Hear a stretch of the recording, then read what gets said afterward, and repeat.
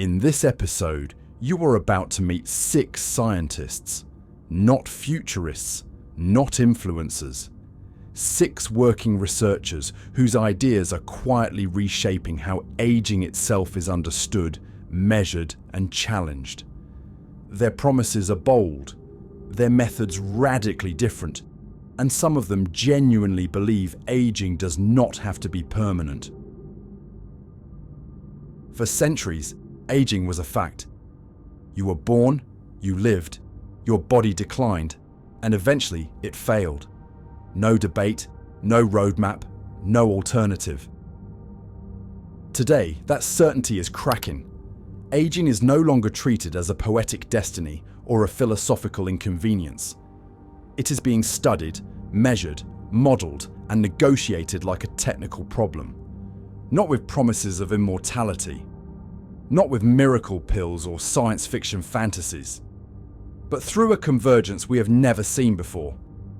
Biotechnology accelerating faster than biology ever did. AI compressing decades of discovery into months. Capital losing patience. Compute removing old limits. For the first time in history, aging is no longer just observed.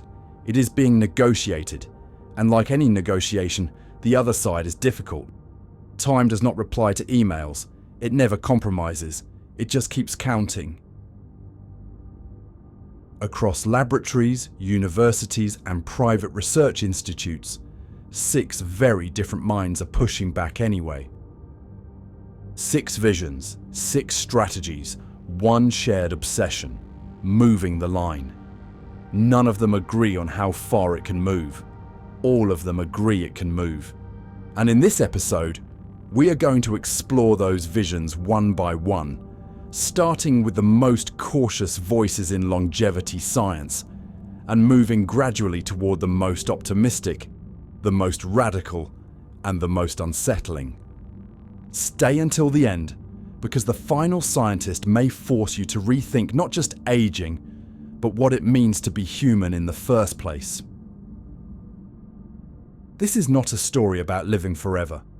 It is a story about enormous promises, uncomfortable questions, and a future where aging may stop being mandatory.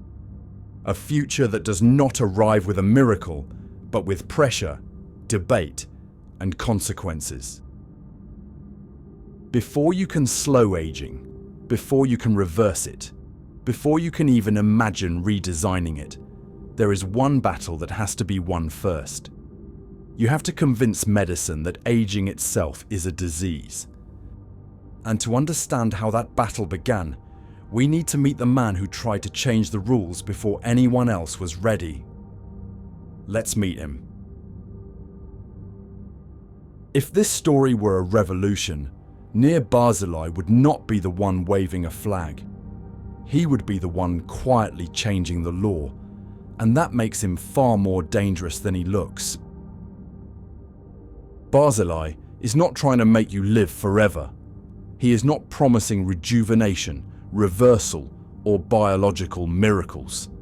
His ambition is both simpler and far more disruptive. He wants medicine to officially recognize aging itself as a treatable condition, rather than an unavoidable backdrop to disease.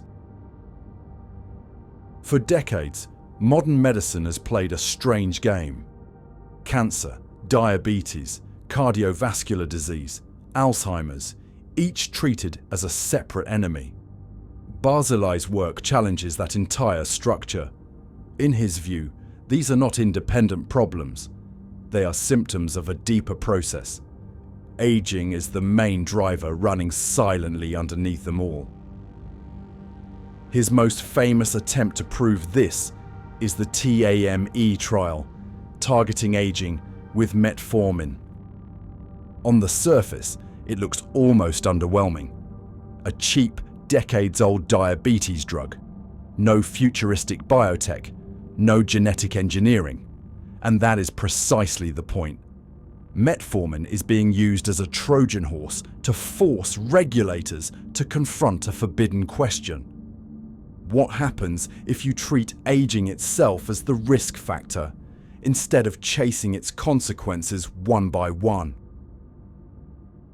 Barzilai has stated this idea repeatedly with almost disarming calm. Aging is the major risk factor for most chronic diseases. If we target aging, we delay them all. It does not sound radical. It sounds obvious. And that is why it is so threatening to the existing system. If regulators accept this framing, everything downstream changes. Drug approval no longer revolves around single diseases. Clinical trials are no longer forced to pretend aging does not exist.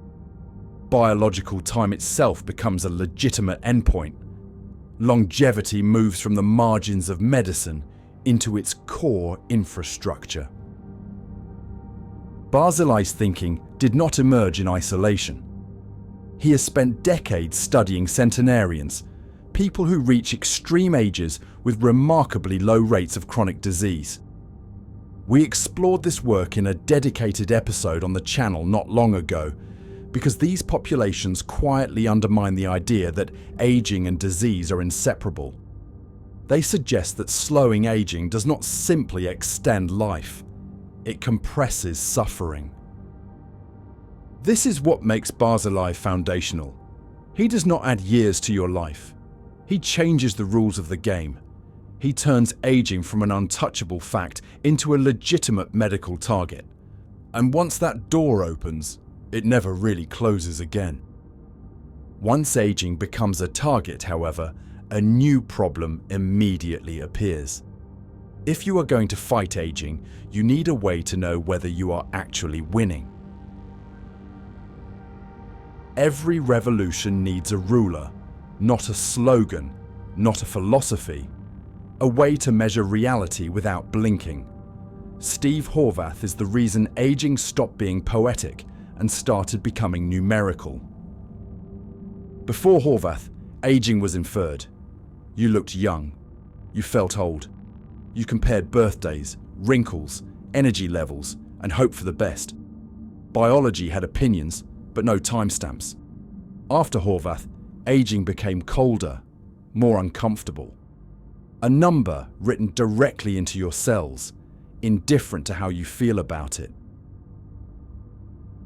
Horvath developed epigenetic clocks, tools that read patterns of DNA methylation to estimate biological age. Not how many years you have lived, but how much biological time your body has actually accumulated. Two people born the same year can be decades apart at the cellular level, aging at radically different speeds inside the same calendar. This changed everything. For the first time, aging became quantifiable, comparable, and falsifiable.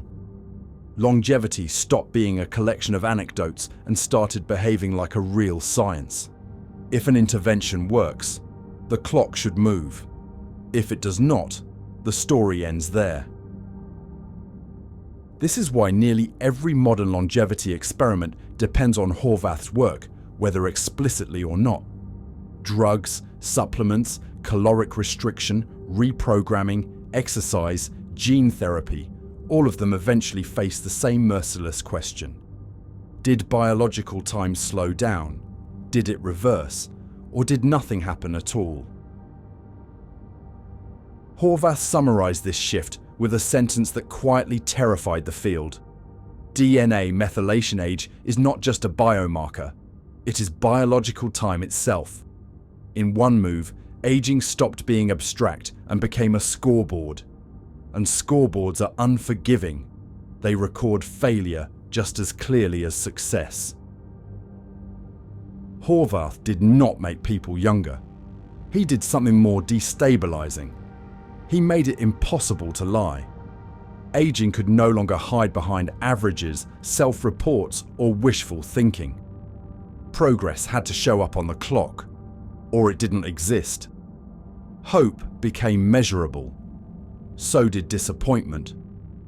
Once you can measure aging precisely, however, a dangerous thought naturally emerges. If biological time can slow down, then perhaps, under the right conditions, it can move backward. For a long time, aging followed a simple rule. Cells move forward. Damage accumulated. Time only went one way. Shinya Yamanaka is the scientist who quietly broke that rule.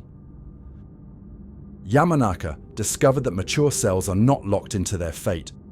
By activating a small set of genes, now known as the Yamanaka factors, adult cells can be reprogrammed into a younger state. Not repaired, rewound. At first, the idea sounded like biological heresy. If you push cells too far back, they forget what they are. Muscles forget how to be muscles. Neurons forget how to think. Aging disappears, but so does identity. Yamanaka never denied that risk. He summarized the problem with characteristic restraint.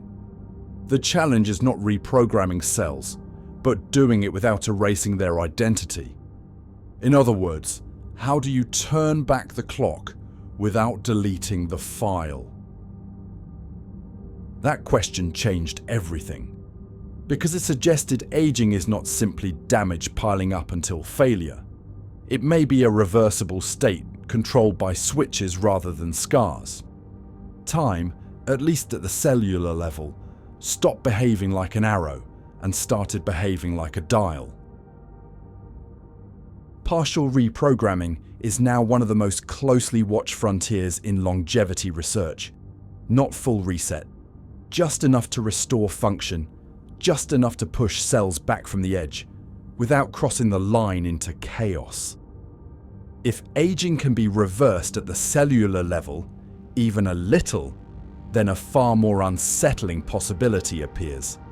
Maybe aging is not damage at all. Maybe it is information. If Shinya Yamanaka showed that aging could move backward, David Sinclair asked a more unsettling question. What if aging was never damage in the first place? What if nothing was actually broken? What if something was simply forgotten? Sinclair's core idea is deceptively simple. Your DNA does not disappear as you age. The instructions remain intact in almost every cell of your body. What degrades over time is the system that reads those instructions. In this view, aging is not a hardware failure, it is a software problem.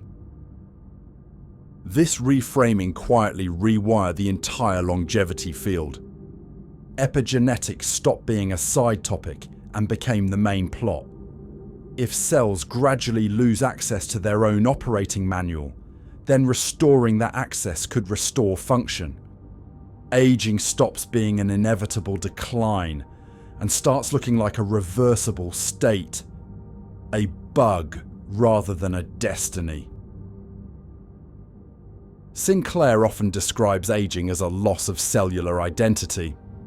Cells still contain the right genes, but they forget which ones to use and when. Over time, noise replaces signal.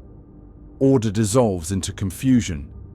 From this perspective, rejuvenation is not about adding anything new. It is about restoring the original instructions and reducing the noise.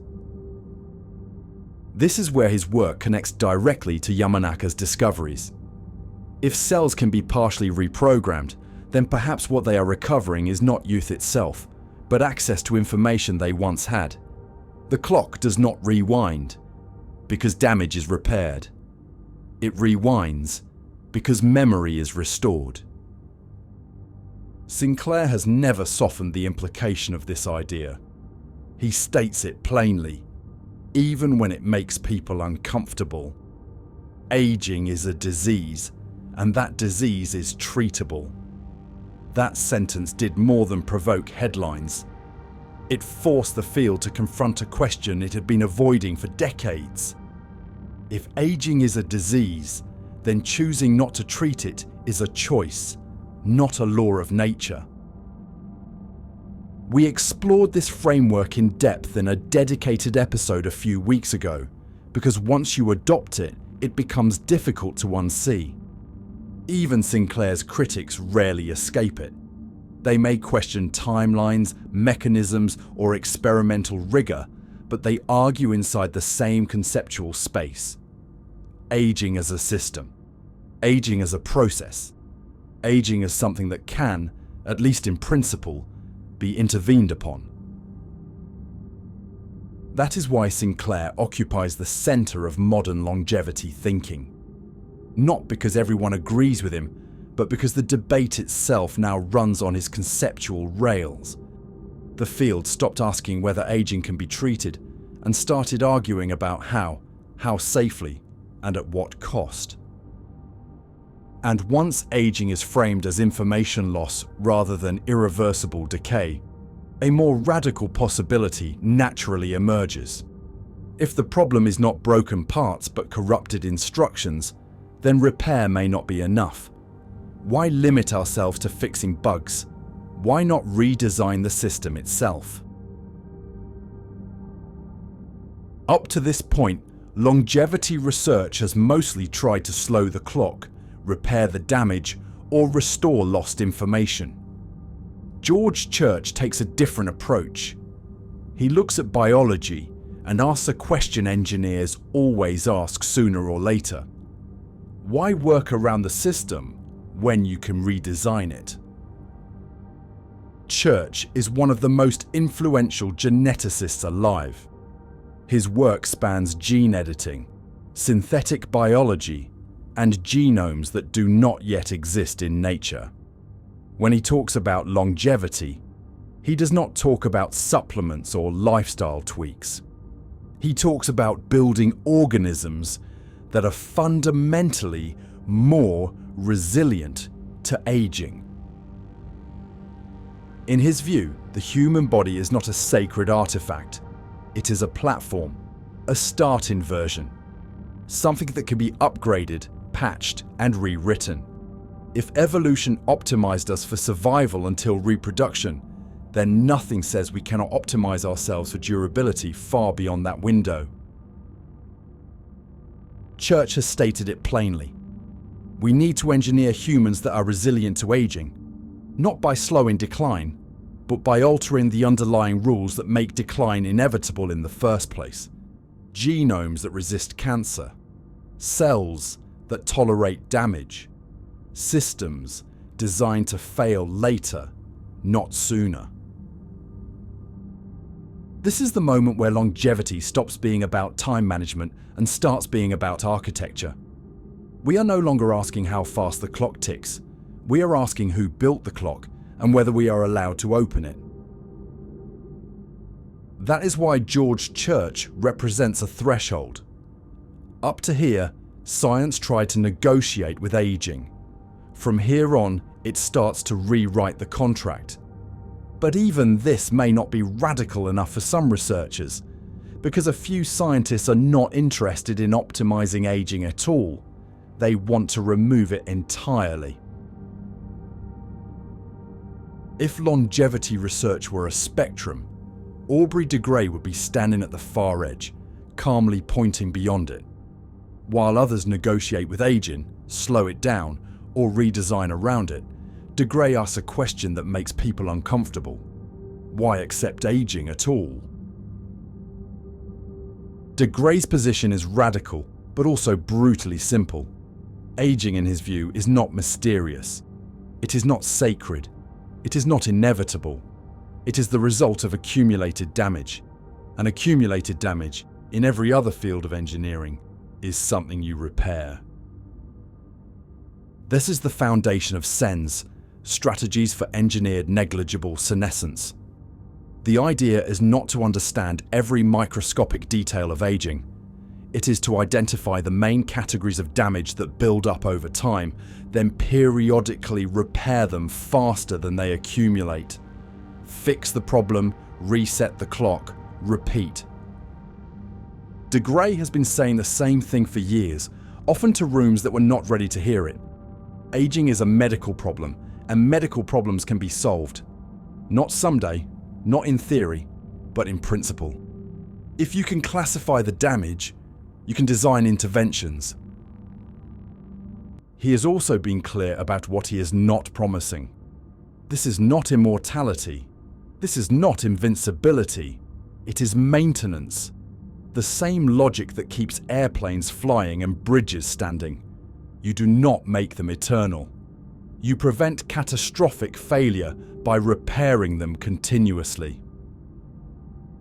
In interviews and lectures, de Grey has repeatedly stressed that the tragedy of aging is not death itself, but the assumption that nothing can be done about the process leading to it. He once summarized it bluntly by arguing that humanity treats aging as if it were gravity. Untouchable, unquestionable, permanent. His entire career has been an attempt to show that this assumption is historical, not scientific. Another of his recurring points is even more unsettling. The longer we delay serious intervention, the more lives are lost unnecessarily. From his perspective, aging is not a neutral backdrop. It is the largest cause of suffering on the planet, quietly normalized because it happens slowly and to everyone. This is why he remains controversial, not because his logic is incoherent, but because its implications are difficult to emotionally process. If aging is solvable, then choosing not to solve it becomes a moral decision. And very few institutions are comfortable standing on that ground. Historically, breakthroughs rarely come from consensus. They come from people willing to sound unreasonable before reality catches up. De Grey knows this. He has often said that the goal is not to convince everyone, but to make progress inevitable. Once repair strategies work well enough, the debate ends on its own. Whether SENS proves fully correct or not, Aubrey de Grey occupies a unique role in the longevity landscape. He marks the point where aging stops being something to manage, slow, or optimize, and becomes something to eliminate as a category. Even researchers who reject his timelines admit that he forced the field to confront a question it had been avoiding for decades. And that is why this story ends with him. Not because he has all the answers, but because he pushes the question to its logical extreme. If aging is damage, and damage can be repaired, then the limits we accept today may simply be placeholders. So the real question is no longer if aging can be challenged. The line is moving. None of these scientists promise immortality. Not openly, not seriously. What they are doing is far more interesting than that. They are moving the line, quietly, methodically, without asking permission. Together, their work has already changed what aging means. It is no longer just endured. It is measured. It is targeted. It is modified. And increasingly, it is negotiated like a technical constraint rather than a destiny. Aging is becoming something you can quantify, argue about, intervene on, and eventually redesign. Not all at once, not with a single breakthrough, but step by step, paper by paper, trial by trial. Longevity will not arrive as a miracle. It will arrive as a stack of breakthroughs, each one slightly boring on its own, until one day aging quietly stops being mandatory, and people will argue about when that moment actually happened. The future of aging will not be decided by one theory.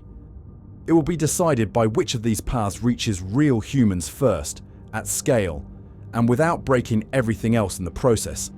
Repair, reprogramming, information restoration, genetic redesign, or something we have not named yet.